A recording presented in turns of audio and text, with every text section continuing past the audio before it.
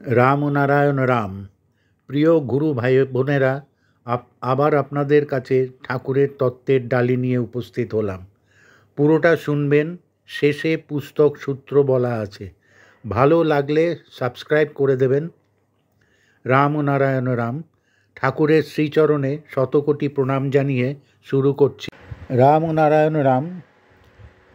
জন্মসিদ্ধ ঠাকুর শ্রী শ্রী বালক ব্রহ্মচারী মহারাজ বিভিন্ন সময়ে তার সন্তানদের বিভিন্নভাবে তার নিগূঢ় তত্ত্ব বলে গেছেন। তার মধ্যে প্রশ্নোত্তরও একটা পদ্ধতি, যার মধ্যে দিয়ে উনি আমাদের অনেক সমস্যার সমাধান করে গেছেন। তারই কিছুটা পাঠ করে শোনাচ্ছি। প্রশ্ন: ব্রহ্ম সত্য, জগৎ মিথ্যা, তাই তো মহাপুরুষেরা বাস্তবকে এড়িয়ে যেতে চান, ঠিক নয় কি? ঠাকুর বলছেন, ভারী চমৎকার কথা বললে। বাস্তবেরই তৈরি দেহ, মন, মস্তিষ্ক ও বুদ্ধি। এই বুদ্ধি ও জ্ঞান থেকেই অনুভূতি, তার থেকেই শাস্ত্র। অস্বীকার যদি করতে হয় আর মিথ্যা যদি বলতে হয়, তবে সবটাই বাদ পড়ে যাচ্ছে, মিথ্যা হয়ে যাচ্ছে। 1,00,000 টাকার একটা পাই পয়সা বাদ দিলে গণনায় ভুল হবে। ব্রহ্মসত্যের নিকটে যে কোনো বিষয়বস্তুকে বাদ দিলে ভুল হবে। যারা এই চিন্তা করেন তারা প্রকারান্তরে ভুলই করে আসছেন। যিনি ভাবছেন, চিন্তা করছেন, যা কিছু বলছেন, এই মিথ্যারূপ দেহ থেকে। মিথ্যার থেকে যে কথা বলবেন সবই মিথ্যা হবে। ব্রহ্মের বেলা একটা ভাববেন, জগতের বেলায় আরেকটা ভাববেন, এটা কখনো হয়? এটা এক জায়গা থেকে দুটি উক্তি মাত্র। যতক্ষণ দেহে রক্ত সঞ্চালিত আছে, কোনো মহাপুরুষ বাস্তব এড়াতে পারেননি, পারবেনও না। এ শুধু বড় বড় বোল আওড়ানো ছাড়া আর কিছুই নয়। তবে একদিন ঠিকই পারবেন, যেদিন খাটিয়াতে উঠবেন, ওটাই একমাত্র এড়ানো। দ্বিতীয় প্রশ্ন: বহু সাধু সন্ন্যাসীর কাছে গেছি, অভাব অনটনের কথা জানিয়েছি, পরমার্থের কথা জিজ্ঞেস করেছি। শেষে জিজ্ঞেস করেছি, কিছু দেবার আপনাদের আছে কি? তারা বললেন, প্রারব্ধ, তাই ভুগতে হবে। নিষ্ঠা সহকারে কাজ করো, ভগবত নাম করো, তবে আনন্দ পাবে। তাতে মন ভরল না। আপনার কাছে জিজ্ঞাসা করছি, কোনো কিছু হওয়ার মতো পথ আছে কি? আপনার কি নির্দেশ? উত্তর: ঠাকুর বলছেন, একটা কথা মনে রাখবে, মনোকষ্টে আমরা কাঁদি, হাসি না। যে কোনো ব্যথা পেয়ে আঘাতজনিত হোক বা রক্তপাতজনিত হোক, আমরা চিৎকার করি। তাতে ব্যথার কিছু লাঘব হয় নাকি? হয় বলেই কান্নাও রয়েছে, হাসিও রয়েছে। যানবাহন যেখান দিয়ে যায়, গাছপাতা, বাড়ি সব ধুলোয় ভরে যায়। আবার প্রকৃতির ব্যবস্থাই ওরা পরিষ্কার হয়ে যাচ্ছে। এতটুকু চক্ষু, তারও রক্ষার ব্যবস্থা আছে। কত ধুলো গিয়ে এতে পড়ে। রক্ষা করার কিছু যদি না থাকতো, ধুলোর স্তূপ হয়ে যেত। এসব ধুলো থেকে স্বভাবজাত রক্ষা করার বিষয়বস্তু দ্বারা রক্ষা পেয়ে আসছে। চোখের জলে সে তাকে ধুয়ে দিচ্ছে, অ্যান্টিসেপটিক হিসেবে তাকে রক্ষা করে যাচ্ছে। এরকম বহু অ্যান্টিসেপটিক আমাদের দেহে আছে, প্রকৃতি থেকে আমাদের রক্ষা করিয়ে নিচ্ছে। রক্ষা করা, পালন করা প্রকৃতিরই নিয়ম। পথ বেছে নেওয়ার বুদ্ধিতেই পথের খোঁজ আসে। অর্থ ও পরমার্থ, এই দুইয়েরই অভাব পূরণ করছে আমাদের নিজেদের বুদ্ধিবৃত্তি। বুদ্ধিজীবী লোক তার দ্বারাই জীবিকা নির্বাহ করে থাকে। জীবিকা নির্বাহ শুধু ডাল ভাত খাওয়াতেই শেষ হয় না, তার ঊর্ধ্বে আরও কিছু খাবার আছে, সেটা সম্পূর্ণ জ্ঞান বুদ্ধির উপর নির্ভরশীল। মনে যখনই কোনো অনুশোচনা আসে, তা বিনা কারণে হয় না। পথে পৌঁছবার জন্যই অনুশোচনা, অনুতাপ।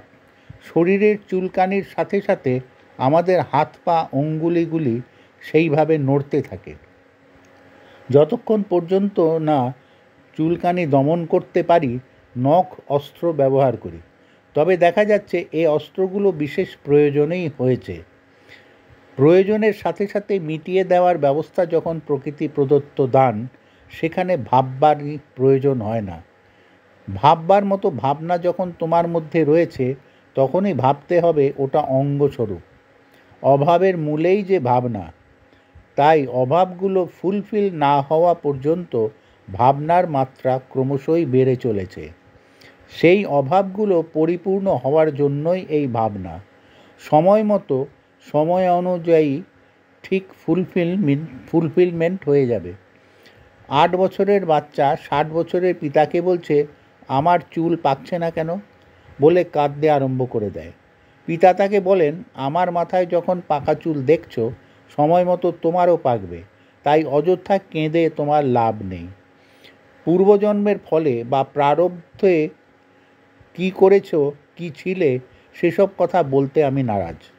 এখনকার অবস্থা নিয়ে তোমার সাথে আমার কথা। এখানকার যে অভাব পূর্ণ করতে চাইছো, সেই রাস্তার কথাই আমি বলছি। সেই রাস্তা তোমার কাছেই। সেই রাস্তার উপর আস্থা স্থাপন করো। সেটা কল্পনা রাজ্য নয়, সম্পূর্ণ বাস্তব। তুমি যে শান্তির কামনা করছো, যে তৃপ্তির সন্ধানে আমার কাছে এসেছো, সেই তৃপ্তির ভাণ্ডার তোমার ভেতরে রয়েছে। এখানকার সব কিছু বিষয়বস্তুকে তৃপ্তির মূলাধারে ফেলে দাও। ব্যায়ামে যেমন বাহুবল এবং মনোবল হয়, তৃপ্তিতে আছো, এই ব্যায়ামটা সদা সর্বদা তোমার ভাবনার মধ্যে এনে রাখো। কথাটা শুনতে এখন ভালো লাগবে না, কিন্তু অভ্যাসে পরিণত করো। দেখতে পাবে জীবনে যা কিছু আসছে যাচ্ছে সবই একটি পরিতৃপ্তির তৃপ্তি। এইভাবে কিছুদিন চলার পর কনসেপশনের উপলব্ধির দরজাটা খুলে যাবে। তখন আপনি প্রতি বস্তুতে সচেতন হয়ে যাবে এবং প্রকৃতির ভেতরকার উদ্দেশ্যটা ক্লিয়ার হয়ে যাবে। তারপর এখানে যে কোনো ঘটনার সম্মুখীন হবে, তার ভেতরকার তত্ত্ব, রহস্য এবং উদ্দেশ্য বুঝতে পারবে। বুঝের মধ্যে এলেই তখন অঙ্ক মিলে যাওয়ার মতো ভালো লাগবে। প্রতি ক্ষণে ক্ষণে মিলে যাওয়ার সাকসেসটা তোমায় মুগ্ধ করে ফেলবে। এই মুগ্ধ হওয়ার প্রতি মুহূর্তে যে একটা নেশা, সেটাই হবে সবচেয়ে বড় নেশা। এই মুগ্ধ অবস্থাটা তৃপ্তির আরেক অবস্থা। এই ইউনিভার্সের, বিশ্বজগতের ম্যাথমেটিক্যাল ক্যালকুলেশনটা তখন তোমার নখদর্পণে এসে যাবে। প্রতি মুহূর্তে এই মিলানোর পথই হবে শ্রেষ্ঠ পথ। জীবজাতি প্রতি মুহূর্তে এই ক্যালকুলেশনেই গোল পাকাচ্ছে। মিলে না বলেই হা হুতাশ করছে, আবার সম্পূর্ণ মিলতির মধ্যে থেকেও তারা গলতি করছে। এই গণিতের গণনার ভুলেই যত ভীমরতি। আজকে তোমার যে ভীমরতি, গণনার ভ্রান্তিতে, গণিত তোমার হাতে, গণনা তোমার হাতে, গুনতে যাতে ভুল না হয় তার চেষ্টা করো। প্রকৃতির নিয়মই হলো যাতে গুনতিতে মিলতি হয়। তাই তোমার ভাবনার ভাগাভাগিতে না গিয়ে যোগ করো। এই যোগই হলো যোগ। শাস্ত্রের যে যোগ, এই একই কথা। প্রশ্ন: শরীরটা মনের সঙ্গে বেরিয়ে যাচ্ছে, অথচ মানুষ যখন বড় হয় তার ওয়েট তো বাড়ে। ঠাকুর বলছেন, বাড়ছে কোথায়? এই যে বাড়াটা, এটা তো বাড়া নয়, এটার তো অফুরন্ত ওয়েট। যেটা বাড়ছে বলে বলছো, সেটা বাড়া কি কমা সেটা প্রশ্ন নয়, অফুরন্ত ওয়েট নিয়ে চলছে সে। 2.5 মণ অণু পরমাণুকে ওজন করতে গেলে সমস্ত বিশ্বের ওজন বেরিয়ে যাবে। ওজনটা 1 মণ, 2 মণ, 3 মণ হলে কি হবে? কমতির দিকে যাচ্ছে তো। এটা তো পরিবর্তন হয়ে যাচ্ছে। লয় ক্ষয়টা হচ্ছে ব্যবহারিক ভাষা। 2.5 মণই হোক আর 6 মণই হোক, এই সেই মনের পরে কিছু নেই। মনের তো অফুরন্ত ওয়েট। সমস্ত বস্তু দিয়ে এটা তৈরি কি না? ফুটলে এটা সাংঘাতিক। এতটুকু বটের বিচি, সেই বিচির ওজন তো 1 ছটাকও হবে না, অথচ এই বিচি ফুটলে কত বড় হয়ে যায়। পুতলে এর ওজন ধরবে? আমি তো বলবো বটের বিচিটার 400 মণ ওজন। শুধু 400 মণ বললেও শেষ করা যায় না। একটা বীজ 400 মণ ওজন নিয়ে বেরিয়ে গেল গিয়ে, অথচ অত বড় একটা হাতি যে রক্তের কণাতে ছিল 200 মণ ওজন নিয়ে বেরিয়ে গেল। সুতরাং আমি কণা দেখব, অণু দেখব। অণুশক্তির ওজন আর অনন্ত শক্তির ওজন এক। প্রশ্ন: মন আর জ্ঞানের ভিতর পার্থক্য কী? ঠাকুর বলছেন, মন আর জ্ঞান হচ্ছে জল আর বরফ। জলে আর বরফে যে পার্থক্য, মন আর জ্ঞানেও তাই, শুধু নামের পার্থক্য। যেখানে মন সেখানেই জ্ঞান, যেখানে জ্ঞান সেখানেই মন। মনটা মনন করছে, জ্ঞানটা স্ফুরণ করছে। বীজ থেকে ফুল পর্যন্ত যেই রকম, সেই রকমই মন থেকে জ্ঞান প্রস্ফুটিত হচ্ছে। একটা ফুল ফুটছে, অর্থাৎ মনের অঙ্কুর থেকে বীজ থেকে জ্ঞানের বিকাশ হচ্ছে। তাহলে মনটাই বড় হয়ে গেল, বীজ হয়ে গেল। কর্ম ছাড়া মন নয়, কর্ম হচ্ছে পথ পদ্ধতি। পথ পদ্ধতি দিয়েই মন। মনন করতে হলেই খনন করতে হবে। খননটা কর্মের মধ্যে চলে গেল, জল বার হলো। আজ এই পর্যন্ত। রাম ও নারায়ণ রাম। পুস্তক পরিচয়, তত্ত্ব জিজ্ঞাসা। বন্ধুরা, আপনাদের কেমন লাগলো সেটা কমেন্ট করে জানাবেন। আর আমাদের আরও দুটো চ্যানেল আছে, সেটা একটিতে ঠাকুরের নিজকণ্ঠের ভাষণ ও আরেকটিতে তত্ত্বের বিশ্লেষণ দেওয়া হয়।